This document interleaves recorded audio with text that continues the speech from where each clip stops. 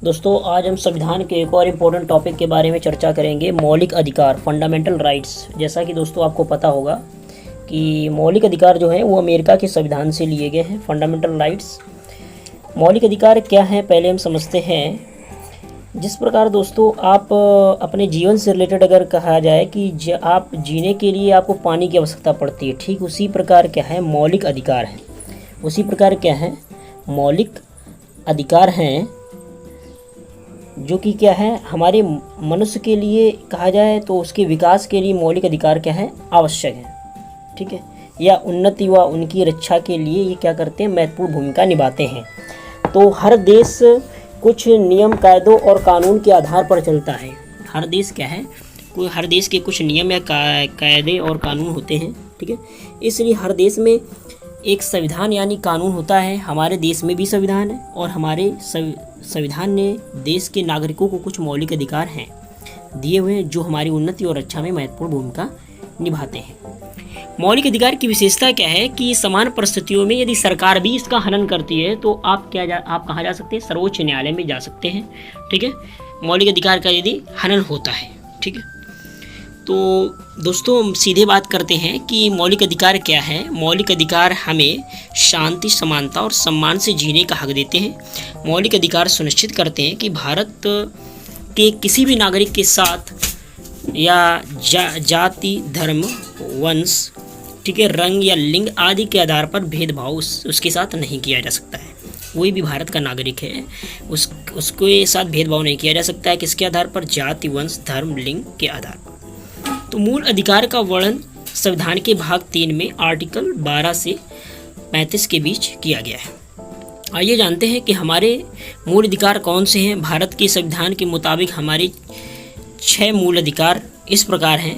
मूल संविधान में कितने अधिकार थे? 7 मौलिक अधिकार थे, लेकिन संपत्ति के अधिकार को वर्ष 1978 में संविधान के भाग 3 से हटा दिया गया। 44वां जो संविधान संशोधन 1978 हुआ था उससे क्या हुआ, संपत्ति के अधिकार को हटा दिया गया था। इसलिए जो वर्तमान समय में कितने 6 मौलिक अधिकार हैं, ठीक है। कौन कौन से मौलिक अधिकार हैं? समानता का अधिकार, ठीक है, जो कि आर्टिकल 14 से 18 के बीच। समानता या समता का अधिकार एक ही चीज़ है, आर्टिकल 14 से 18 के बीच। नेक्स्ट है आपका स्वतंत्रता का अधिकार, आर्टिकल 19 से 22 के बीच। शोषण के विरुद्ध अधिकार, आर्टिकल 23 से 24 के बीच। धर्म की स्वतंत्रता का अधिकार, आर्टिकल 25 से 28 के बीच। और संस्कृति और शिक्षा संबंधी अधिकार, आर्टिकल 29 से 30 के बीच। नेक्स्ट है आपका संवैधानिक उपचारों का अधिकार, आर्टिकल 32। तो दोस्तों जैसा कि मैंने आपको बता दिया कि क्या है मूल संविधान में कितने मौलिक अधिकार थे? 7 मौलिक अधिकार थे। अब वर्तमान में कितने हैं? 6 मौलिक अधिकार हैं। 44वां जो संविधान संशोधन 1978 हुआ था उसे संपत्ति के अधिकार को हटा दिया गया था, ठीक है, उसको विधिक अधिकार दे दिया गया था।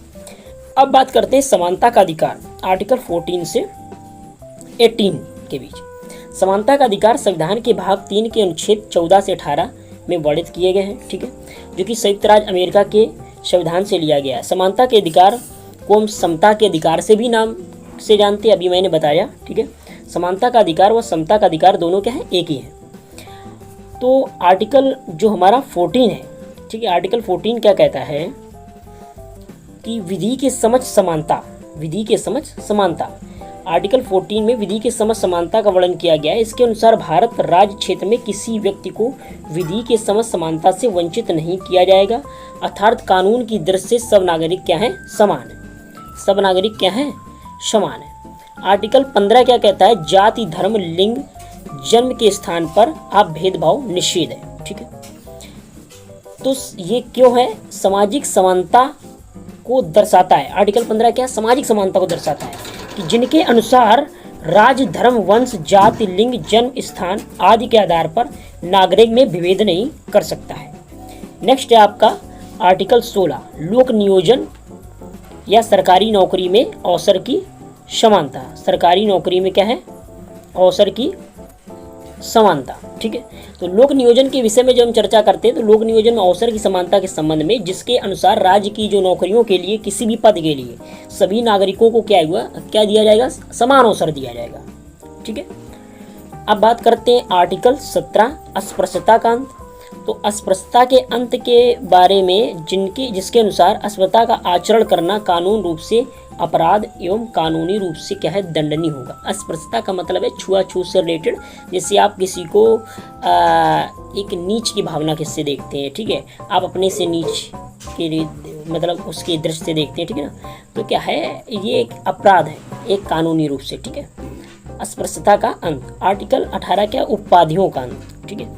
आर्टिकल 18 उपाधियों के अंत के बारे में वर्णित किया है, जिनके अनुसार सेना और शिक्षा से संबंधित उपाधियों को छोड़कर राज्य अन्य को उपाधियां प्रदान नहीं कर सकता है, ठीक है, अन्य को उपाधियां प्रदान नहीं कर सकता, केवल शिक्षा से और सेना से संबंधित उपाधियां प्रदान करेगा, ठीक है, ठीक है। तो पहले क्या था, जैसे हम शिक्षा से रिलेटेड अगर बात करते हैं, जैसे डॉक्टर जो हमारे होते हैं आगे डॉक्टर लिख देते हैं, तो शिक्षा से रिलेटेड हो गया, ठीक है। तो इनमें उपाधियां दी क्या है, वो अपने उसके अकॉर्डिंग उनको उपाधि दी जाती है, वो एक शिक्षा के अकॉर्डिंग, ठीक है ना। और सेना से रिलेटेड अगर बात करते हैं तो इनमें क्या होती है, रैंक होती है, जैसे मेजर, कर्नल वगैरह, जनरल वगैरह, ठीक है ना, तो इनमें रैंक होती है। जैसे अब बात की जाए, जैसे कि किसी को भारत रत्न मिला, ठीक है, तो वो ये नहीं लिखेगा कि भारत रत्न सीवी रमन, ठीक है, इस तरीके से आगे नहीं लिख सकता है, ठीक है। तो ये उपाधियों को क्या कर दिया गया, अंत कर दिया गया। नेक्स्ट आपका स्वतंत्रता का अधिकार, आर्टिकल 19 से लेकर 22 तक है, ठीक है, स्वतंत्रता का अधिकार। तो स्वतंत्रता का अधिकार संविधान के भाग 3 के अनुच्छेद 19 से 22 तक है, ठीक है, ये मैंने आपको बताया, ठीक है। तो आर्टिकल जो 19 है वो क्या कहता है कि विचार एवं अभिव्यक्ति की स्वतंत्रता, विचार एवं अभिव्यक्ति की स्वतंत्रता। 19 का ए में जो कि कहा गया है कि बोलने की स्वतंत्रता एवं प्रेस की स्वतंत्रता, सूचना पाने की स्वतंत्रता का अधिकार, सूचना पाने की स्वतंत्रता का अधिकार, ठीक है, जिनके अनुसार भारत के प्रत्येक नागरिक को अभिव्यक्ति की आज़ादी है, नागरिकों को शांतिपूर्वक सम्मेलन की भी क्या है, आज़ादी है, शांतिपूर्वक सम्मेलन की आज़ादी है, ठीक है। 19 के बी में कहा गया कि शांतिपूर्वक बिना हथियारों के कथित होने और सभा करने की स्वतंत्रता का अधिकार है, वहाँ आप हथियार नहीं ले जा सकते हैं, ठीक है। या 19 के सी में कहा गया किसी भी प्रकार के संघ बनाने की स्वतंत्रता का अधिकार है, आप संघ बना सकते हैं, ठीक है। 19 के डी में देश के किसी भी भूभाग में आवागमन की स्वतंत्रता का अधिकार है। 19 के एफ में देश के किसी भी क्षेत्र में निवास करने की स्वतंत्रता का अधिकार है, ठीक है। तो 19 ए बी सी डी, ठीक है, और एफ। अपराधों के लिए बात करते हैं, आर्टिकल जो 20 हमारा, अपराधों के लिए दोष सिद्धि के संबंध में संरक्षण, ठीक है, आर्टिकल 20। आर्टिकल 20 के अनुसार भारत के जो नागरिक हैं को अपराधों के लिए दोष सिद्धि संबंध में संरक्षण दिया गया, क्या दिया गया, संरक्षण। इसके अनुसार व्यक्ति किसी अपराध के लिए जब तक दोषी साबित नहीं हो जाता है तब तक उसे क्या दोषी नहीं ठहराया जा सकता है, ठीक है। एक अपराध के लिए उसे एक ही बार दंड दिया जाएगा, ना कि अनेक बार, ठीक है। तो कहा भी गया है कि किसी भी व्यक्ति को एक अपराध के लिए सिर्फ एक ही बार सजा मिलेगी। अपराधी जो होगा वो केवल तत्कालीन कानूनी उपबंध के तहत उसे सजा मिलेगी, जो कानून हो गए कानून के तहत उसे सजा मिलेगी। किसी भी नागरिक को स्वयं के विरुद्ध न्यायालय में गवाही देने के लिए भी बाध्य नहीं किया जाएगा, ठीक है। कोई भी नागरिक है उसे गवाही देने के लिए न्यायालय में क्या नहीं किया जाएगा, उसे बाध्य नहीं किया जाएगा, फोर्स नहीं किया जाएगा। अब बात करते हैं नेक्स्ट आर्टिकल जो हमारा आर्टिकल 21 है, प्राण एवं दैहिक स्वतंत्रता का संरक्षण।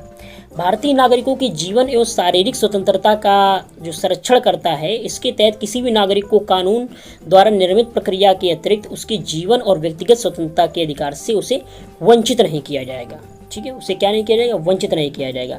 प्राण और दैहिक स्वतंत्रता का संरक्षण दिया गया है। इसमें आर्टिकल 21 से 21 के ए में जो है बताया गया है कि मूल अधिकार के अंतर्गत 6 से 14 वर्ष के जो बच्चों को निःशुल्क एवं अनिवार्य शिक्षा उपलब्ध करवाई जाएगी। और 86वां संविधान संशोधन हुआ था 2002 में, उसके तहत इसको ऐड किया गया था आर्टिकल 21 के ए, ठीक है। बंदीकरण की संरक्षण की स्वतंत्रता, आर्टिकल 22। कुछ दशाओं में क्या है, गिरफ्तारी और निरोध से संरक्षण दिया गया, जिसके अनुसार किसी व्यक्ति को गिरफ्तार करने के लिए गिरफ्तार करने का क्या उसे कारण बताना पड़ेगा कि क्यों उसे गिरफ्तार किया गया।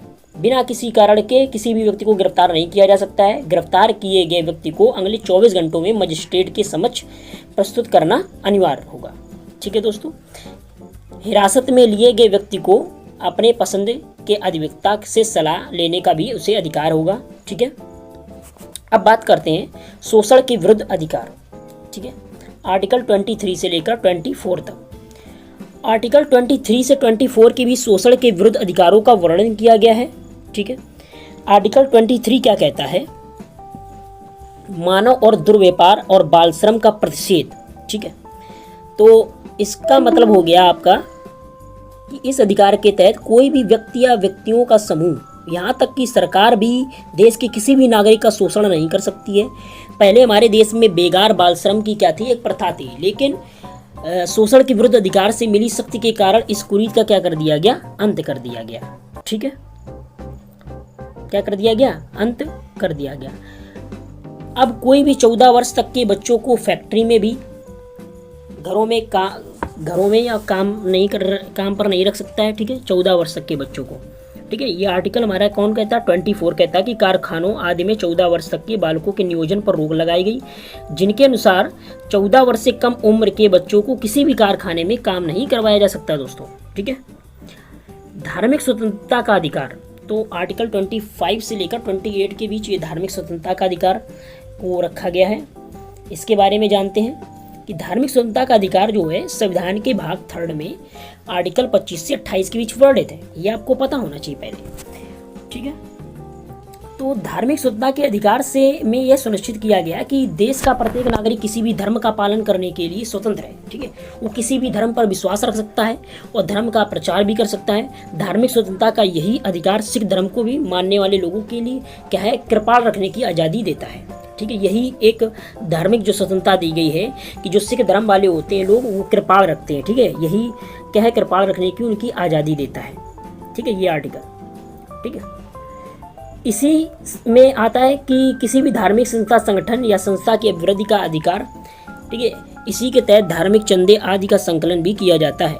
कुछ ऐसे शिक्षण संस्थान जो धार्मिक शिक्षा या पूजा प्रार्थना में शामिल होने या न होने की स्वतंत्रता भी मिली है। तो आर्टिकल जो 25 है हमारे, प्रत्येक नागरिक को किसी भी धर्म मानने का या धर्म का प्रचार और प्रसार करने की स्वतंत्रता है। आर्टिकल 26 क्या कहता है कि नागरिकों को धार्मिक कार्यों के प्रबंधन की स्वतंत्रता दी गई है। कोई भी व्यक्ति धार्मिक समुदाय की संस्थानों को क्या कर सकता है? स्थापना कर सकता है। आर्टिकल 27 क्या है?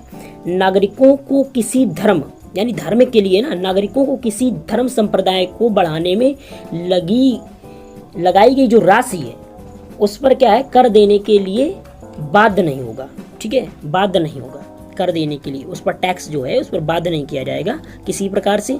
आर्टिकल 28 क्या है कि राज्य के शिक्षण निकायों में किसी भी धर्म विशेष की शिक्षा नहीं दी जाएगी। जो शिक्षण संस्थान है कि विशेष धर्म की उसमें शिक्षा दी जाएगी, तो शिक्षण संस्थान में क्या है? किसी शिक्षा विशेष धर्म से रिलेटेड कोई शिक्षा नहीं दी जाएगी, ठीक, कुछ शिक्षण संस्थान। ओके, तो नेक्स्ट अब बात करते हैं सांस्कृतिक एवं शिक्षा संबंधी अधिकार। आर्टिकल 29 से लेकर 30 के बीच ये रखे गए हैं सांस्कृतिक एवं शिक्षा संबंधी अधिकार। सांस्कृतिक एवं शिक्षा संबंधी अधिकार के अंतर्गत भारत के प्रत्येक नागरिक को अपनी भाषा, लिपि और संस्कृति विशेष की रक्षा करने और उनकी उन्नति करने का अधिकार है, ठीक है। तो इसके अंतर्गत क्या है?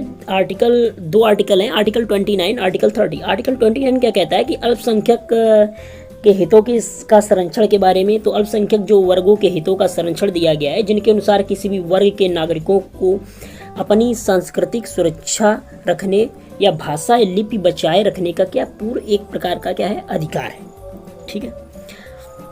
आर्टिकल 30 क्या कहता है कि जो स्थानों की स्थापना और प्रशासन करने का अल्पसंख्यक वर्गों का अधिकार, जैसे अल्पसंख्यक जो वर्ग के नागरिक हैं उनको शिक्षा संस्थानों की उनके लिए स्थापना की जाए और प्रशासन करने का पूर्ण अधिकार रहेगा, ठीक है। अब बात करते हैं आर्टिकल 29 हो गया और 30 हो गया, और 31 आना चाहिए। तो 31 क्या आपको मैंने बता दिया कि संपत्ति का जो अधिकार है 44वां संविधान संशोधन 1978 के द्वारा उसे क्या है? हटा दिया गया और उसे भाग 12 के आर्टिकल 301 के तहत उसे रख दिया गया वहाँ पर, ठीक है। अब नेक्स्ट बात करते हैं 32 के बारे में, जो कि बहुत ही इंपॉर्टेंट है, संवैधानिक उपचारों का अधिकार। संवैधानिक उपचारों का अधिकार, आर्टिकल 32 आखिरी और सबसे महत्वपूर्ण फंडामेंटल राइट है, यानी मौलिक अधिकार संवैधानिक उपचारों का अधिकार है। संविधान के आर्टिकल 32 भारत के नागरिकों के लिए संवैधानिक उपचारों के अधिकार की व्यवस्था की गई है। तो संविधान के भाग 3 के अनुच्छेद 32 से 32 के भारत के नागरिकों के लिए संवैधानिक क्या उपचारों का अधिकार है। तो उसमें क्या है कि अगर व्यक्ति किसी भी अधिकार का हनन करता है, ठीक है, तो वो सीधे सुप्रीम कोर्ट जा सकता है। ठीक है, इन संवैधानिक उपचारों को लागू कराने के लिए सुप्रीम कोर्ट से कह सकता है कि संवैधानिक उपचारों के अधिकार को विस्तार से इस प्रकार समझ सकते हैं। ठीक है, तो सुप्रीम कोर्ट क्या करता है, इस अधिकार के अनुसार कोई भी नागरिक जो है मौलिक अधिकार को हनन होने की स्थिति में उच्चतम न्यायालय जा सकता है, जैसे मैंने अभी बताया। और बात की जाए कि संवैधानिक जो उपचारों का अधिकार है, वो डॉक्टर भीमराव अंबेडकर जो थे, उन्होंने संविधान की हृदय और आत्मा की इसे संज्ञा भी दी थी। तो संवैधानिक उपचारों का अधिकार के अंतर्गत निम्नलिखित प्रावधान है, जैसे बंदी प्रत्यक्षीकरण, किसी व्यक्ति को गिरफ्तार करने के पश्चात 24 घंटे के भीतर उसे न्यायालय के सामने क्या करना पड़ेगा, आपको प्रस्तुत करना पड़ेगा। ठीक है, यदि उस व्यक्ति को गलत तरीके से अथवा गैर कानूनी ढंग से आपने गिरफ्तार किया तो न्यायालय व्यक्ति को तुरंत छोड़ने के आदेश दे सकता है। ठीक है, फिर बात करते हैं परमादेश के बारे में कि परमादेश क्या है। तो हम एक बात बिल्कुल इसे संक्षेप में बताना चाहेंगे कि इसके अनुसार जब कोई व्यक्ति किसी सार्वजनिक पद पर तैनात रहते हुए अपने कर्तव्यों का पालन नहीं करता है, ठीक है, सार्वजनिक पद पर है, पदाधिकारी है, वो अपने कानून और कर्तव्यों का पालन नहीं कर रहा है, तो इस केस में कोर्ट जो है परमादेश जारी कर सकता है। ठीक है, ताकि वो पदाधिकारी किसी व्यक्ति के मौलिक अधिकारों का हनन ना कर सके। ठीक है दोस्तों, निषेधाज्ञा के बारे में अगर बात करें तो निचली अदालत जो है, निचली अदालत जो आपकी ऊपरी अदालत होती है कि निचली अदालत होती है, तो ऊपरी अदालत यानी हाई कोर्ट, ठीक है, निषेधाज्ञा उस परिस्थिति में जारी किया जाता है कि जब वो यह देखती है कि कोई निचली अदालत अपने अधिकार क्षेत्र का अतिक्रमण कर किसी मुकदमे की सुनवाई कर रही है। इसे निषेधाज्ञा प्रतिषेध लेख भी कहते हैं। ठीक है, तो सीधी बात है कि निचली अदालत द्वारा दिए गए जो निर्णय हैं ऊपरी अदालत क्या कर देती है, रोक लगा देती है। ठीक है, अधिकार परीक्षा के बारे में बात करते हैं। न्यायालय अधिकार परीक्षा आदेश उस परिस्थिति में जारी करता है जब उसे लगता है कि कोई व्यक्ति ऐसे पद पर नियुक्त किया गया है जिस पर उसका कानूनी हक ही नहीं है, तब न्यायालय उस व्यक्ति को काम करने से रोक देता है। ठीक है, उसकी संवैधानिक जांच भी हो सकती है अधिकार परीक्षा आदेश के तहत। ठीक है, उत्प्रेषण रिट क्या होती है, यदि किसी मामले में निचली अदालत द्वारा निर्णय दे दिया गया और वह मामला ऊपरी अदालत में विचाराधीन हो तो कोर्ट क्या करती है, निचली अदालत के आदेश या निर्णय को रखने के लिए उत्प्रेषण, ठीक है, रिट जारी करती है। ठीक है, समझ में आया ये आपको कि कोर्ट क्या करती है, ऐसे केसेस को सीधे ऊपरी अदालत में क्या कर देती है, ट्रांसफ़र कर देती है एक तरीके से। ठीक है, जब कोर्ट यह नोटिस जारी करता है कि निचली अदालत या सरकारी अधिकारी ने बिना अधिकार के कोई कार्य किया है, ठीक है, उसके पास वो अधिकार नहीं था लेकिन उसने क्या किया, उसने अधिकार के तहत क्या किया, उसने कार्य किया, ठीक है, बिना अधिकार के, तो क्या करती है ऐसे केसेस में सीधे ऊपरी अदालत उत्प्रेषित यानी ट्रांसफ़र कर देती है केस को। तो दोस्तों आज की जो वीडियो है ज़्यादा लॉन्ग वीडियो हो गई है, तो अब मिलते हैं दोस्तों आपको नेक्स्ट वीडियो में। यदि आपको दोस्तों ये वीडियो अच्छा लगा हो तो कमेंट बॉक्स में कमेंट करके ज़रूर बताइए। तो धन्यवाद दोस्तों।